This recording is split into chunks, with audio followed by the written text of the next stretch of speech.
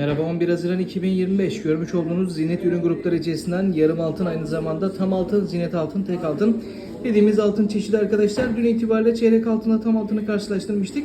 Hangisi daha mantıklı diye, o videoyu da seyretmeyenler seyrederse iyi olur diye düşünüyorum. Bugün de yarım altının tam altının kıyaslamasını yapacağız. Hangisini almak şu an için daha mantıklı?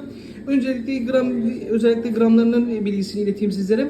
Görmüş olduğunuz 22 ürün grubu kodu altın değildir, sarı dediğimiz madendir. 350 gram altın ağırlığında gelir. 7 gram ağırlığında gelir tam altında, kulbu altın değildir. Kulplu bir şekilde 7-20 gram ağırlığında gelir, kulplu bir şekilde 356 gram ağırlığında gelir. Fiyatsal özelliklere baktığımız zaman yarım altın şu an için satışı 13.620 çarpı 2 yaptığımız zaman 27.240'a geliyor.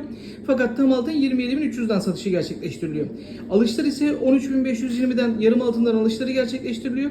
27.040 lira oluyor çarpı 2 yaptığımız zaman, tam altın ise alışı şu an 27.040'tan. Alışlar aynı fakat tam altının satışı 100 lira daha pahalı diyebilirim sizlere.